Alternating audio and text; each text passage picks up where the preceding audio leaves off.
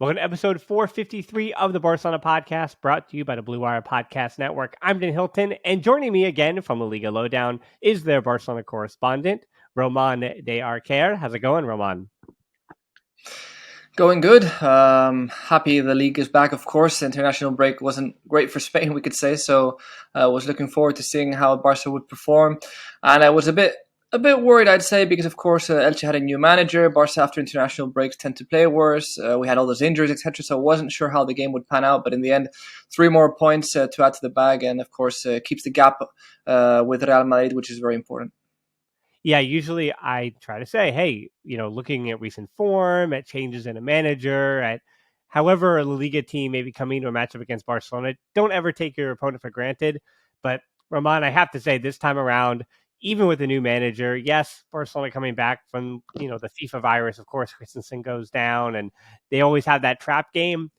I mean, Elche stunk before, Elche stunk during, Elche will likely stink afterwards, and they're going down to Segunda Division. What was an historically difference in the points in the table between those two teams? I mean, I think I'd read that we had never seen Barcelona, who were up by 12, and Elche, who were down in 20th, behind 19th place by 13 points. I mean, it's just miraculous how far apart those two were in the table. And that's where we begin, because there are things we're going to talk about today. Eric Garcia, the goal scorers, and Ansu and Ferran and Lewandowski, and we'll talk about the youngsters. But the overall performance on whether or not Barca actually played well in a 4-0 win on the road against Elche, I think there was definitely a consortium of people who said that, they weren't very impressed by the way that Barca went about the progressions, the way that if not for Cardona falling, and then I think it was Fidel later on in the second half, if they don't trip on what was that sheet of ice on the right side, on Alba's side of the field, then Barcelona, might be in, depending on when those shots also potentially go in, or if Elche were able to get a counterattack and goal at that moment, that the game is entirely different, as well as Omar Machel and Edgar Badilla. You knew that Edgar Badilla was going to stand on his head, get a few denials, get a few chances. Think back to that Koundé shot. And it seemed like Elche, they had the formula, if you will, to figure out Barcelona. They just severely did not have the talent. So I think that's why the argument people are making is that Barcelona did not play that well, because again, the minute you raise the talent just a little bit on Elche's side, tactically, they might have found themselves in a world of hurt, that being Barcelona. Yeah, the talent, and also I'd say also the motivation, because of course it is Barca coming to your home, but you're not really fighting for nothing, because they're practically, they are going to get relegated. It's a fact, even though numbers still give them hope, but it's impossible seeing the situation they're in, how they've been playing during the whole season. They've had maybe certain moments of decent football, but that's just really hasn't really lasted very long. And in the end, Barca were the clear favorites. I was saying before, I was slightly worried because, of course, the international breaks, we know that Barca tend to have lots of players playing minutes and they arrive a bit more tired. Also, the fact that we had so many setbacks in terms of players injured and even Rafinha being suspended. So, we know that Ferran Torres and Ansu Fati aren't going through the best moments. So, there were a few questions and doubts, and you never know, maybe the Barca might relax a bit, taking into account they'd just beaten Real Madrid in the league, and opened up the gap, and maybe they thought it was all over. So for me, in the end, of course, it wasn't a spectacular game. It wasn't a great game by Barca. It was just getting the job done, basically.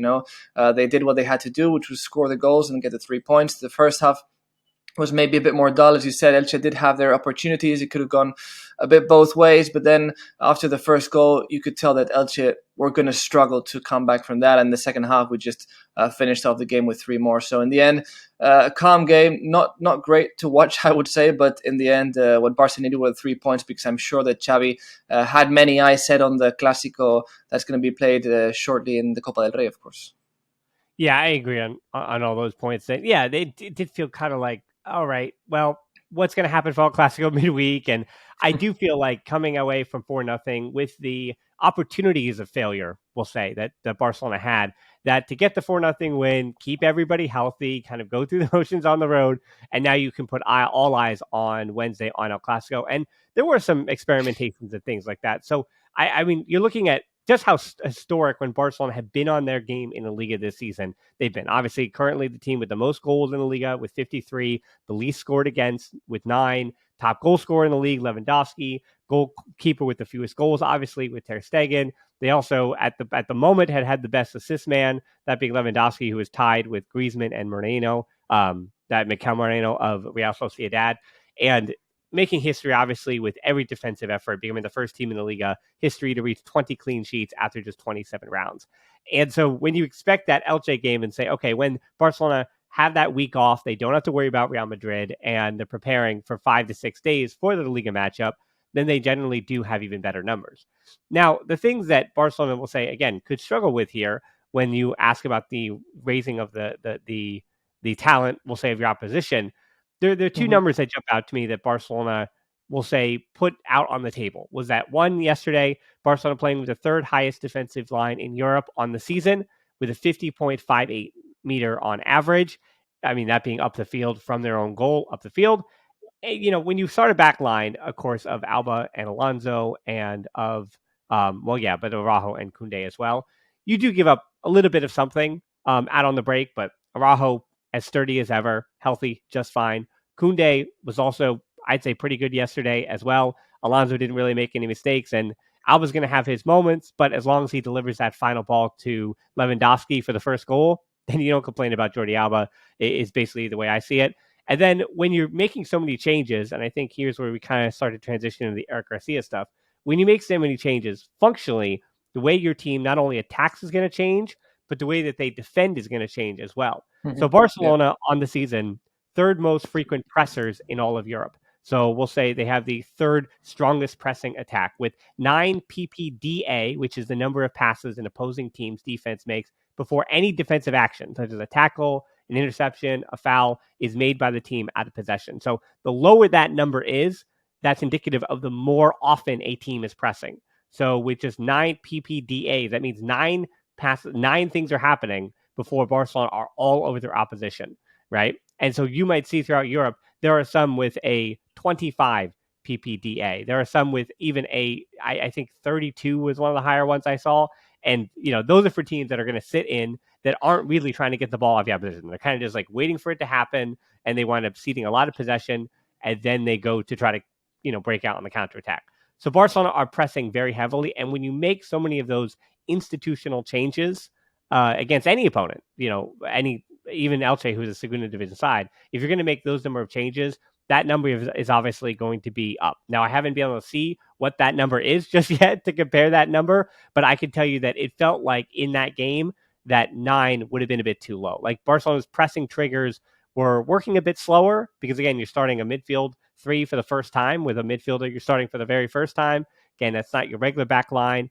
And then between Lewandowski, Ansu, and Ferran Torres, I think the intention and the work rate was there, but as we continue to see, the confidence and the movement in that first half with the front 3, just, the pressing numbers are not with the same intensity and ferocity as it is. And a lot of those pressing actions also are made by Gavi.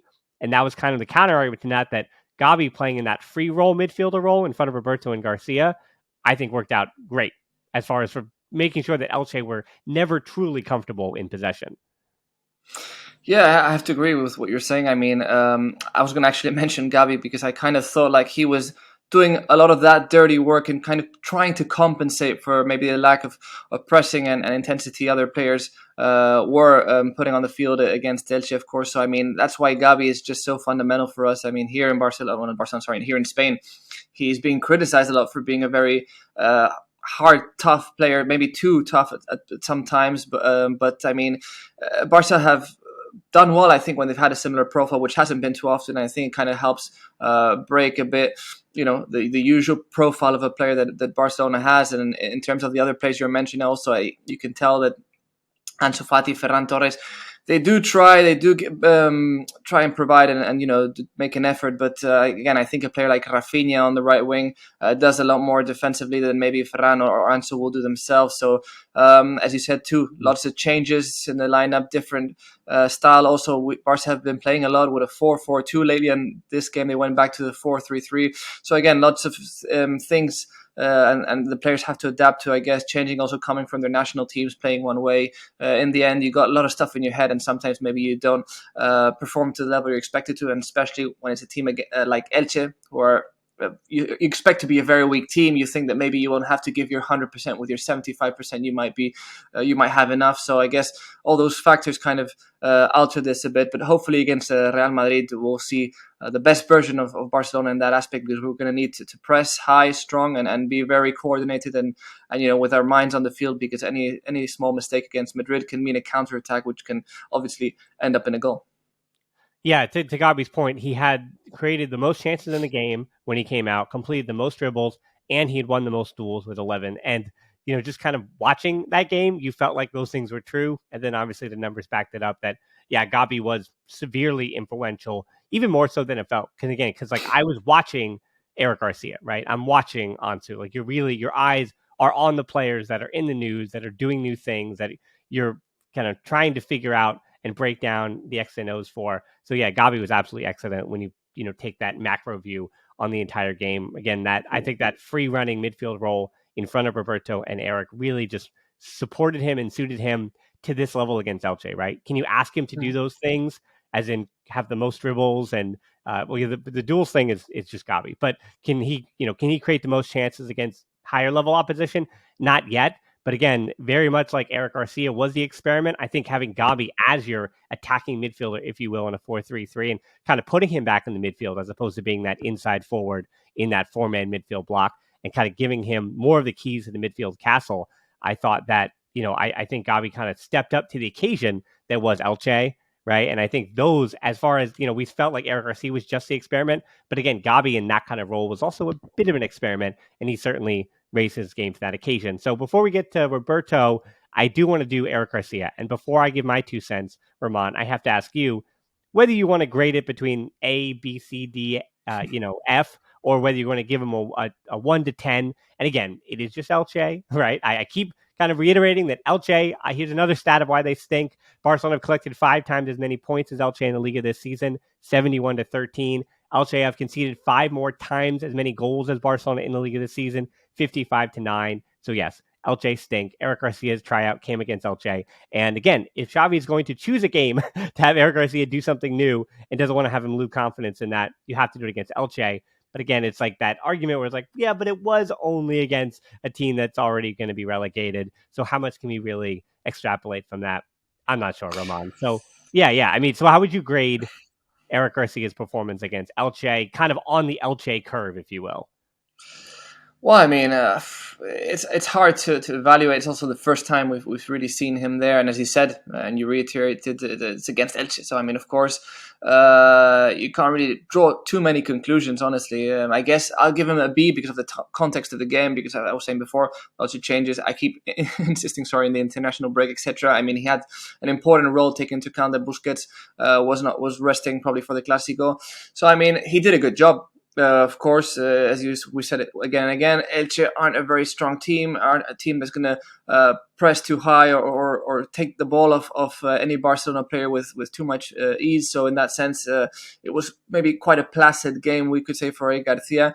And in the end, the real test would be against a strong side. I mean, until we don't see Eric in that circumstance, I don't think we can really know for sure whether he's going to be a good fit for this position in the future. Because, I mean, it's true that Eric Garcia has a good control of the ball. He has a good passing. We can see when he's playing as a centre back, where he likes to make some runs forward and try some long passes between the lines to try and break those lines, of course, and find his teammates. And he does that really well sometimes. And I think it's in that new position in the midfield, I think he could develop that a lot more and provide or prove to be a useful player. But again, it is Elche. We have to really insist on this, because again, if he starts that position against Real Madrid, which won't be the case, I'm sure we'll see so many more flaws, and maybe we won't ever consider him again for that. So we'll have to wait and see if Xavi gives him other opportunities, or if he's just gonna maybe not rely on him for important games in that position, and he'll just be a sub center back for now. Yeah, I found myself, when trying to evaluate his performance, kind of stuck in this this not. I understand. I just made the argument about the Elche stinks. How good was Eric Garcia against Elche argument, but I think the other one was actually about what the function of Xavi's Barcelona against low blocks is, and what we could have expected or should have expected out of Eric Garcia. So against those low blocks, looking back and thinking about it and looking at my own notes, when they do face that being Barcelona against a low block, I was wondering in that first half, why is Ter Stegen and Alonso and Alba and even Araujo once had the confidence to do this, and Koundé, why is that back line bypassing Eric in the midfield? Is it because they don't trust him? Is it because he's not is he not showing to the ball well enough? Like, he was dropping in deep, sure. So they would give it to him with those short passes for a little bit of progressive buildup, but not too much. They really were looking to get to Ansu, who was tucking into the central lane. They were either trying to find him, they were getting Lewandowski out to the wing, they were getting Lewandowski in the middle, or they were trying to get up to Ferran Torres on the right side, a little bit less than they were looking for Ansu and Lewandowski. But the point is, they were trying to bypass the midfield with some long passes, and that is functionally what Xavi tries to do with the low block. So that's one of those things where you don't really blame Eric as much as you say the function of what Xavi wanted to do against the opposition was as such. And so Eric's job was to bring himself down and drag that first line of Elche forwards to create space in for those long balls. And it worked to good effect. And Barcelona were getting those long balls in, and they were going quickly back upfield. And as I had mentioned, the pressing stats earlier, that once they're in the opponent's third, I think those pressing actions were a bit slower than they are normally. And you can expect that. I said, you mentioned the international break, and then I think the change of personnel was important there too. And so I felt like, as I promised to do on the 5 headlines, the way I wanted to compare this match of Eric's against someone like Busquets would be compare Eric's match against Elche with a similar Busquets match from earlier this year. So what I went with was the 4-0 win over Cadiz back in September. And I did look at my notes, and I was like, kind of the same sentiment, that they won 4-0, but I was like, something was missing. Like, they weren't great, but they took care of business. 4-0. Cadiz at that moment also were in a terrible run of form. Not that they've been much better, but they really were at arguably their lowest point in the season. They really stumbled out of the gate. So Barcelona smacked them 4-0 in kind of a similar performance. And what I found was actually quite interesting. And Román, I said to you before we started recording, I love when my stats back up my own opinion. It is the best thing. It always works out. So Eric against Elche had 69 touches, 1 interception, 3 blocks, 51 to 57 passes for 90%, 5 progressive passes, and 37 carries in the game. Busquets had 74 touches against Cadiz, so 5 more touches, 1 interception, same number, 0 blocks, so that's 3 less blocks, 52 of 61 passes, so he completed 1 more pass, but he also attempted 16 less, and that was only 85% for him. And then he had 7 progressive passes, which is 2 more than Eric did, and he had 26 carries, 11 less. So I felt like those numbers, you just read them out, like they're so similar in the performance that Busquets functionally had against Cadiz, who were playing that same low block that Elche did, and who were in the same awful run of form. Though again, Elche have met new standards, that Eric did against Elche. So I just found that to be very interesting, that functionally what Eric was asked to do was the same job that Busquets was asked to do against a similar opponent in a similar circumstance, and he did a very similar job, right? And so I think that is probably the best compliment I could give Eric, that he did the job that he was expected to do from Xavi. And you would have to say that, all right, you're right. Like, I think he earned the opportunity to see it against an opponent that's a little bit better, right? What is that next level? I think that next level could be a Girona, which is right up on the schedule. And I don't know if Xavi's going to throw him right in the fire with that, but I would also argue that I think if you're Xavi in Barcelona, there's one thing we'll talk about the teenagers later, but there's one thing to say, hey, what do we have from this 18 or 19-year-old in the U19s or Barça Athletic? And it's another thing to say, hey, we have this player that we might want to sell in the summertime that is definitely not one of our top 4 center backs, that is 5th on the depth chart there. So if he's going to stick around, he's got to have, very much like why Sergio Roberto signed that renewal, same thing with Alonso, why he signed the renewal. If you're going to have a player that you're going to keep around for next season, I think he's got to be multi-positional, multifunctional, and I think Barcelona do want to know if he could handle that job for 6 to 7 matches even next season. And that's really all you're asking of Eric Garcia as the pivot. You're saying, hey, can you play, especially if Busquets renews, can you play 6, 7, 8, maybe even 10 matches if Busquets goes down? He is in his mid-30s next year. This year too, but he is in his mid-30s. He might go down with some kind of injury, keep him out a few weeks. can Eric do that job in his stead? And so I think you do want to see that. So I don't know. I would say that there are matches left in the Liga, especially when you're up by 12 points, to kind of throw him out there and see this thing again. And I think, as I said, my verdict is that he earned the opportunity to do that. No, definitely. I mean, he deserves another shot. As you said, possibly a team which is slightly better mid-table. La Liga, Girona could be an interesting one, although that will require probably a lot of defensive task for him, because of course we know that Girona likes to counter. They're quick, they're pacey, and they're very offensive. So they are definitely a different profile, we could say, compared to Elche. Aside from, it's true that they're also kind of a low block. They also like to defend the back, but then I think they're way more dangerous offensively than Elche. But yeah, I mean, he deserves a shot. Of course, it's hard to compare him with Busquets, aside from the numbers you give, which obviously are very accurate and prove that he did a similar job. But we know that Busquets can step up when he has a strong rival in front of him. And we'll have to see what circumstances Barca are in the league, of course, at that point, because now, of course, you said comfortable 12-point gap. We can allow ourselves to maybe try a few different things, but if we drop points here and there and the situation gets a bit more complicated, we know that Xavi won't take any risks. He'll go for the usual. So we'll have to see. And it's true that Busquets at the moment could continue a year. We have to see what's going to happen, because they're deciding on whether he's going to renew or not. I've heard reports saying that he's waiting on Messi, because if Messi comes, he would like to continue one more season. But if Messi doesn't make it to Barcelona in the end, he might decide to move on to MLS or elsewhere. So we'll have to see what happens with Busquets. That's also an interesting point for the future. Yeah, then the third man in that midfield was Sergio Roberto. And I have to give compliments to Roberto. I thought, again, against Elche, but it was one of Roberto's better midfield performances, I thought. I think his verticality next to Eric Garcia, I think, if anything, actually calmed Eric down a little bit.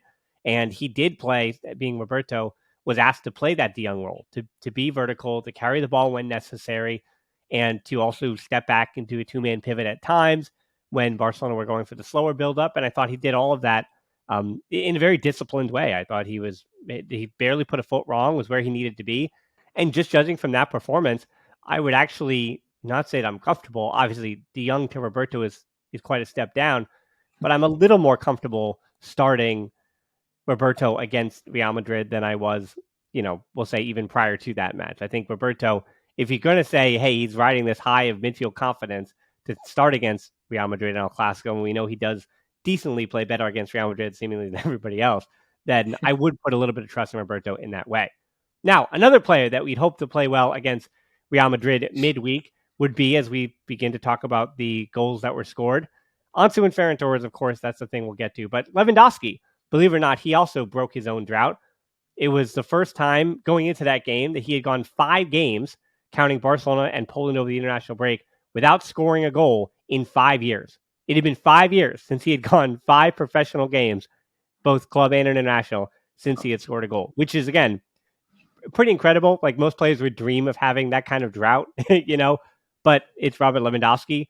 So for him to score the 2 goals he did, both of them, I think, not to say we're comfortable, but Araujo with a terrific, what was it? Well, not a cutback, but a knockdown, if you will, on that set piece from Jordi Alba.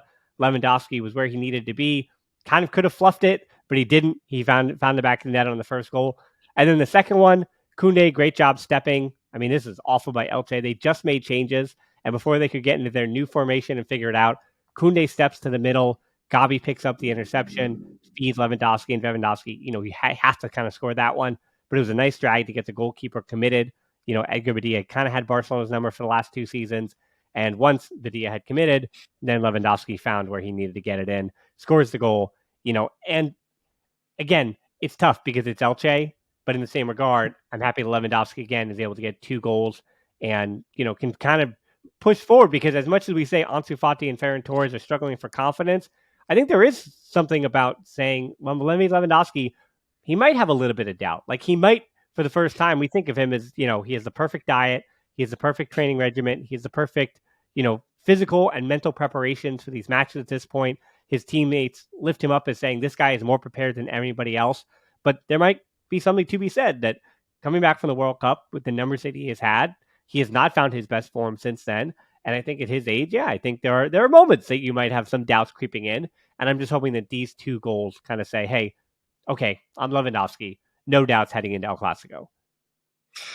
Well, yeah, the difference here is that for me, Lewandowski has the experience, so I think he's been through this situation many times, and at this age, I think it's not as much a psychological factor to him as it can be maybe to Ansu or to Ferran or to all these other younger guys who still have to learn how to live with these kind of situations when you're struggling to score. But for me, the key here, I'd say, is a matter of form. I kind of feel like Lewandowski, of course, he's mid-30s. He's getting older every year.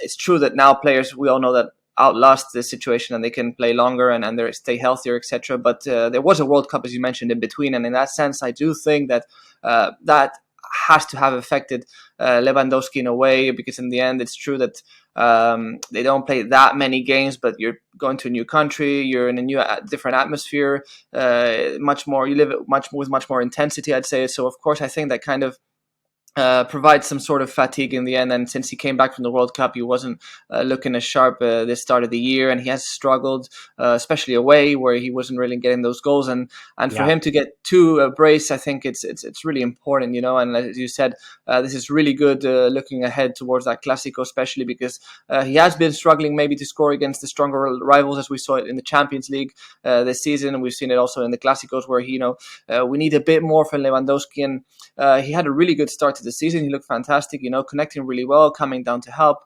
But then it felt like in these last few months, he kind of disconnected a bit from that midfield, from the wingers. He wasn't really finding his fit in Xavi's lineup. And I think for him to be more involved in that game against Elche and to, again, score those goals was definitely key. And I hope that really gives him the extra little bit of confidence he might have needed, knowing that Lewandowski, I'm sure he trusts himself in a 99%. So hopefully now he'll have a good game against Real Madrid, even if it isn't scoring. Hopefully, combining being there, being present, showing he's one of the team leaders and he can help the squad move forward. Well, Roman, that was the easy one. Here's the much, much harder question here. Ansu Fati yesterday, yes, he got the goal. Yes, he played in April for the very first time in his Barcelona career because of between COVID and being injured and having his difficulties. This is the first time he's ever played in April. So that's a big milestone. But against Elche, did Ansu Fati play well? No. If I'm going to be honest, I would not say he played well. That first half was the usual Ansu Fati we'd been seeing in the last previous games, where he's lacking a lot of confidence. You can even see when he's giving a pass or shooting the ball that he's kicking the ground before hitting the ball. That's kind of shows that Ansu's not there. And because we know Ansu has so much quality, he can perfectly curl a ball past the goalkeeper, past the defender, whatever. We've seen him score numerous wonder goals. And the fact that he's so consistently struggling to make things work kind of shows where he is. But at the same time, I do think that he did score a lovely goal, of course, in that second half. All the credit to him. And hopefully that can help him move a bit past this situation. Because for me, it's 90% in the head. Of course, his injuries have set him back a bit, and he's maybe not as quick or pacey as he was. Maybe he doesn't have the same reactions, etc. But I don't think that's the real motive for me. It's in his mind, and he has to get past that to show his true quality, because he still has it. He can still be a very relevant and important player to Barcelona. But at the moment, we've all been seeing how he's really struggling. His parents, or his dad, came out to speak a few days before on the radio in Spain, and saying that he was very unhappy with the situation, how Barca were treating him, barely giving him minutes, etc. But I mean, the dad has to understand that Ansu Fati, he's not really playing at the level Barca require him to. And Ansu himself apparently said after to Xavi and the club that he didn't agree with his father's words, and that he really wants to succeed at Barca, and he's glad for the opportunities, and he's going to try his best, and he did that in the game against Elche, which came right after. He scored a goal, even though, as I said, his first half was pretty poor. What the conclusion, he's going to take from that is that he can still score, he can still be there, he can still try and be relevant. So hopefully, as I said, he'll get past the psychological things that are dragging him back, because I think that Ansu Fati has to succeed. Although we had a pod the other day in La Liga Lowdown, and I also said that today, if I had to say whether to sell or not Ansu Fati, I'd sell him at the moment, because he still has a certain value. Barca, we know, needs to sell desperately, needs to lower wages, and Ansu Fati would be a solution to help in that aspect. So hopefully he'll change my mind in the next games coming up until the end of the season, and we can finally keep him. But as it stands, I think Ansu's not giving the level Barca require. Yeah, and I think that one goal can be more to Ansu than it is to Lewandowski or to even Ferran Torres, because you could see what that goal meant. And again, we've been talking about this whole Elche thing the whole time. Maybe Elche and their defensive transition helped him to score that goal. I mean, it was a good goal. He carried it 65 yards against anybody. It doesn't matter. But I think the significance of putting the ball in the back of the net, he needed that against the opponent. Doesn't matter, right? Like, he needed that more than anybody else did. Yeah. I'm not saying it's going to galvanize him. He's going to score a brace on Wednesday coming off the bench, or he's going to score next weekend or whatever. But it was his first Liga goal since October. It was only his second goal as a starter under Xavi.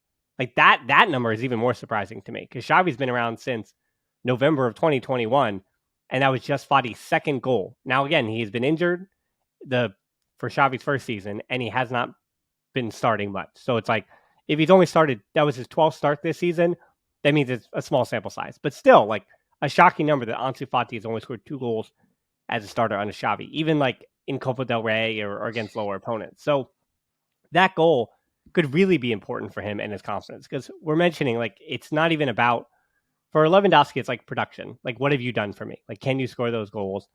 And you don't really worry about or consider anything else. But for Ansu, it is about putting the ball in the back of the net. And yeah, I was concerned about the number of times he was, I don't need to read the numbers again. I did it on the 5 headlines. The number of times he was dispossessed in the first half, and the same thing with the second half. The fact that he had no dribbles attempted in the first half, the fact that he had no key passes in the first half, the fact that he had no shots on target, right? Like, those are all worrisome signs. But again, the same way I think about function, very much like I talked about Eric Garcia. Ansu's job was to switch with Lewandowski, make Lewandowski available on the wing for those long outlets, and Ansu did that. Like, I think he worked pretty tirelessly, not only in the pressure, but in the buildup as well, to make himself an outlet. And those are the little things that I look for. Like, is he doing what Xavi's asking him to do? Because those things are more important than, well, again, scoring goals is important, but those things are more important than, is Xavi upset that he lost the ball? And where did he lose the ball? Like, those are always the questions. And I felt like yesterday, Ansu did at least lose the ball in a situation where he never put Barca in trouble. And even when he did lose the ball, he went back and he worked hard.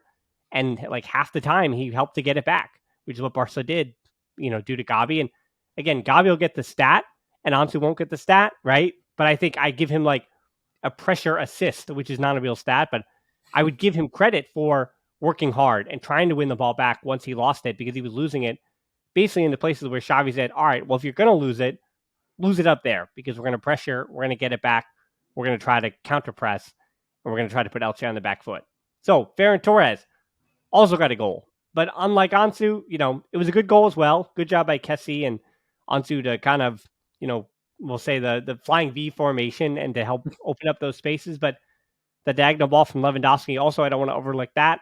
A really good find of Ferran Torres, kind of took it confidently. And I feel like for Ferran Torres, I do read less into his goal than I do for Ansu's, just because I felt like, it's weird because Ansu had gone 13 games without scoring in the Liga, and Ferran Torres had gone 12. So it's like, as much as we say Ansu is completely lost, numerically, Ferran Torres is also a bit lost, where it seems like because of his activity and those things, it feels like he's less lost, but yet he needed that goal just the same. And yet I do, put less weight on that goal that Ferran scored against Elche. Yeah, of course. I think Ansu's situation is graver. It's worse than Ferran Torres in that sense. I don't also think Ferran is going through a little bit of a psychological thing too. I mean, we've also seen him admitting in front of the cameras last year at the end of this, towards the start of the season, that he wasn't going through his best moment, but he at least shows sometimes that he can do it, and he actually does it. He's had some good games this season, some very good games, in fact, especially in terms of understanding what Xavi requires. I think Ferran does that really well, because he has those movements that really facilitate other strikers like Lewandowski or the fullbacks coming in, etc. So in that sense, Ferran is a really smart player in terms of knowing where to be, what to do. So that's important for Xavi, that he knows he can rely on that. And in this sense, he was also maybe missing that goal for his own confidence, even though he's been probably closer to goal. He's been assisting. He delivers some very good crosses usually, because he has that capability, and that always proves that he helps in a way or another. Of course, I still think that Ferran has to take a step forward in that sense. Also, he needs to provide more because Barca did pay a big sum of money for him, and a lot of fans, requiring him to do so many more things.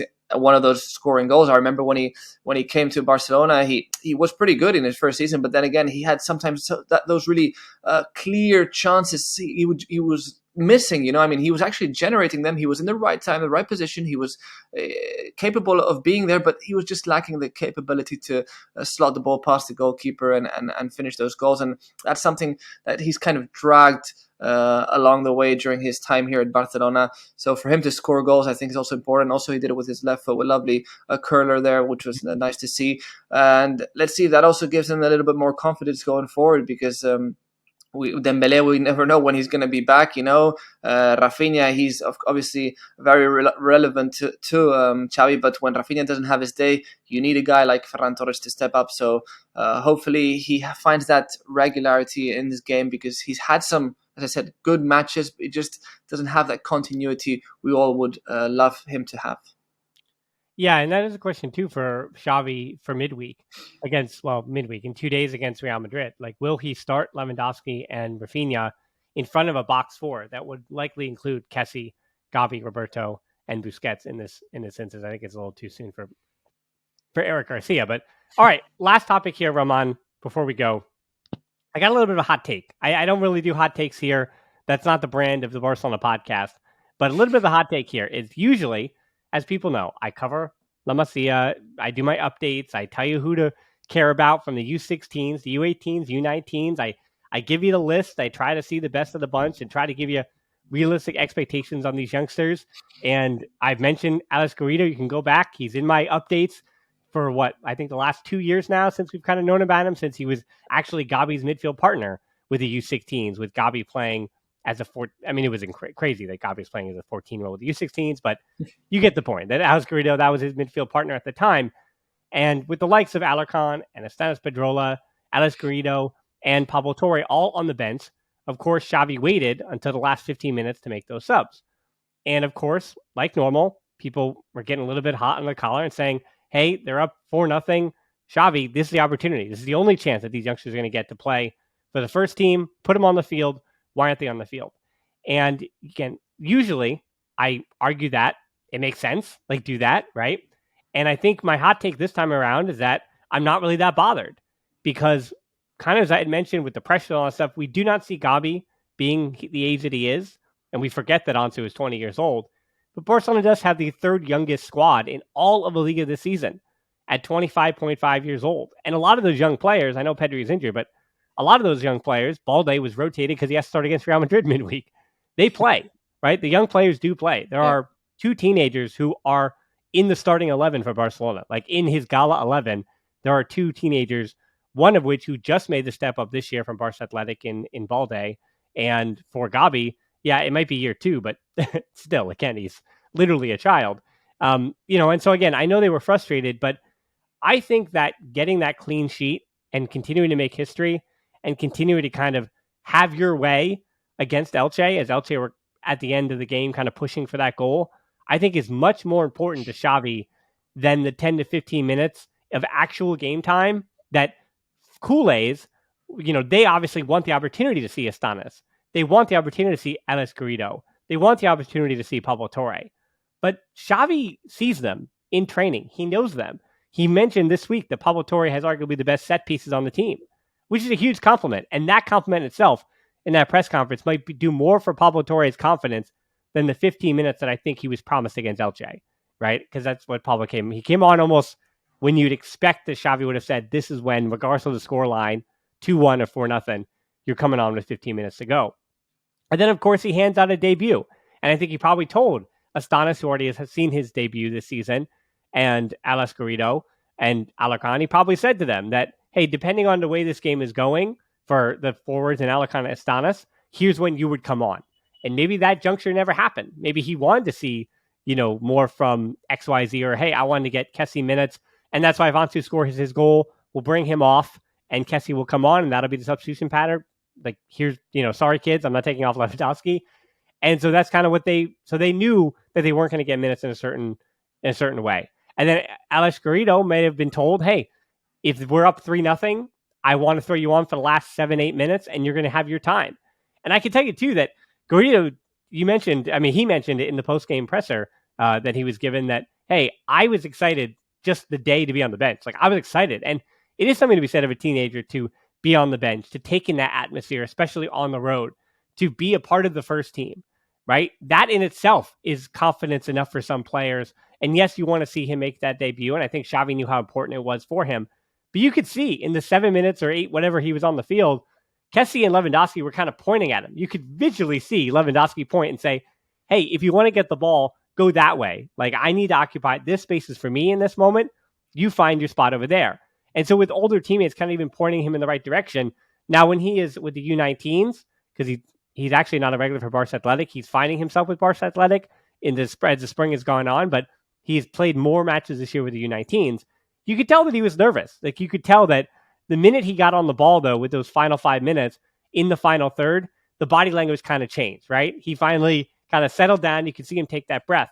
But Elche could have got a goal before this young teenager was able to take that breath, right? And that's what Xavi didn't want. Xavi didn't want him to come on with 30 minutes to go, and then Elche finds the game, and then he's not ready for that moment, right? And then that kind of ruins his debut for him. It ruins the moment. Ter Stegen's all upset and frustrated, and the team is angry they didn't get the clean sheet when Araujo comes off, right? Because it was important also to get Araujo a few minutes just to rest and make sure he's healthy for El Clasico. And those things are all the things that Xavi was trying to prioritize, and why, again, I'm not so mad that I didn't see more Garrido, because I've seen a bunch of Garrido this year. And if he gets his moment, it won't be this season. It will be next season.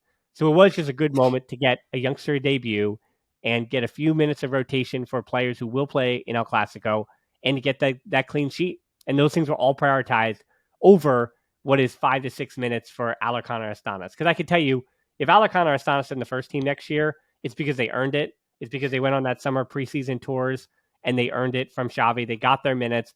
They proved to Xavi that they don't need to bring in another attacker for, who's 35 years old just to, take minutes from Alarcon and Astanas. And they were able to prove it then, as opposed to proving it against, as I go back to the first thing we talked about, only Elche or lowly Elche at, in April of this season. Yeah, I mean, I can't but agree with you with everything you said. In the end, we are seeing a lot of youth here in Barcelona. We have to also keep in mind where we're coming from, and taking that into account, we're really counting on those younger players and like Gavi, Balde, etc. Because let's not forget that not long ago we were barely seeing them with the first team, and then out of nowhere now they're practically starters for us. And for a player like Alex Garrido to have this opportunity to debut is always fantastic. And as fans of Barça and the way that we like to develop the youngsters, we always love to see these new players come up and get their opportunities. But it's not necessary sometimes to rush things too much. Let's not forget that Xavi himself came from the youth system. For him, it was a tough start at Barcelona when he was a youngster. It took him quite a while to actually be recognized as a very important player for the club. So keeping that in mind, I'm sure that Xavi really knows what he's doing. He doesn't want to rush things. He doesn't want any players to find themselves in awkward situations. And if he has to play just 5 minutes, even though they're 4-0 up, well, he'll do that. He wants to make sure everything is done in the right manner. And as you said, Garrido was super happy anyway to debut after the game. He was so grateful to the club for all this time he's been, because let's not forget, he arrived in 2012. It's been a very long time, and to get his chance to have just a few minutes was fantastic. And you can tell that on the field, as you said, he was slightly nervous, but he was giving his everything, as any youngster would when you get the opportunity to wear the shirt they've always dreamed of wearing. So hopefully we'll see more of him in the future. Maybe if this gap continues, and if those records you were mentioning are not too far off, he might get a few minutes. Of course, he will be careful, because it is quite historic if Barca can achieve those very few conceded goals they have so far this season, which hasn't been seen before in La Liga, and also the objective of maybe reaching the 100 points or something like that. So we'll have to see if that is a factor in Xavi deciding whether he plays these youngsters or not. But I'm sure that if we keep this gap with Real Madrid, they will get a few minutes toward the end of the games. And as you said, the key will be next season where they might get bigger opportunities and more chances to debut if they carry on doing as well as they are with Barca's B team. So we'll have to see and keep an eye on Garrido. But as you said, always great to see these little guys. I was going to say these youngsters have their opportunity, because that's what Barca is all about in the end. Yeah, I mean, for those who are wondering, oh, well, can this guy ever figure it out? Or when is this kid going to get his opportunity? But now, I do take you all the way back to the 2003-04 season when it was Frank Rijkaard in charge. He was kind of a fresher face, newer on the job. Louis van Gaal had just seen the door. And there was a young player, a teenager. I believe he was 19 at the time, maybe 18 at the time, very similar to Alex Garrido. And his name was Andres Iniesta. And he was, and I kid you not, a phone call away from going to Rangers on loan. And if he goes to Rangers on loan, that is one of those revolving doors that, yes, he'll come back. Obviously, also weird at the time that a Spanish player would be going to Scotland. I know it seems crazy now, but in that day, Mikel Arteta, who was 20 years old, was already at Rangers and had already just left La Masia for Rangers, and was also kind of saying as a 20-year-old, hey, Iniesta, you'll be fine. I'll take you in over here. And remember, Iniesta had always had trouble leaving home from the first time when he went to La Masia. So for him to then make a jump to Scotland would have been something for him. And whether it was nerves or also an ability or a desire to fight for his spot in Barcelona, he decided to stay. And of course, then the next season, he makes 9 appearances for the first team. And then by 04-05, he's a regular in the team, or reverse that. That season, he makes 9 appearances. Then the next season becomes a regular in 04-05, coming off the bench, I think in 23 starts as well, and makes a bunch of appearances. But anyway, the point is that with all of these young players, we don't know. Even Pablo Torre, this is not a lost year for him. And Xavi and Pablo Torre himself are kind of pushing back on that and saying, I have learned a lot. I'm acclimating. It's very difficult to acclimate. So I would always say that, again, not every player, and we know this, not every player is Gavi or Pedri, and even Balde. Balde, I was scared for, and I've mentioned many times on this podcast, he figured it out. So for Garrido, what is his ceiling? I'm actually not sure. If anything, I would trust that one of Pablo Torre or Alex Garrido as an attacking midfielder will figure something out. But Barcelona could find a way, we'll say maybe next January or next summer, to bring in some kind of Bernardo Silva or whoever, right? Or if Messi returns, who knows where he'll play, right? And then you can say that their career is over with one signing. Their Barcelona time, I should say, is finito just because of one signing, right? So whether or not the club trusts them and whether or not there's an opportunity for them, we'll have to figure out for next year. But I think, as I said, for people having the opportunity to understand that not opportunities are it's about timing or that they're all equal. And Iniesta made his own opportunity and it worked out for him. We'll have to see if these young players do that. Well, no, Román, as we kind of end this show, where can people have the opportunity to listen and find more of your work? And of course, what's going on at Liga Lowdown? Well, yeah, basically we have our Twitter account at La Liga Lowdown, or my personal Twitter account, which is Aeroslave with double E at the end. And we're also now very active on Substack, llonline.substack.com. There we're writing articles on a daily basis, also sharing pods on La Liga, of course, all teams, not just Barça, Madrid, smaller teams, Elche, etc. So that's always good to have. And those are basically where you can find us. All right. Sounds great. So again, you can also find the Barcelona Podcast across all the different platforms. Again, Twitter, Instagram, TikTok, Facebook, Patreon, YouTube, and the merch store as well. The link is down below. So thanks so much for listening to the show. Until next time, we'll talk to you soon. Forza Barça.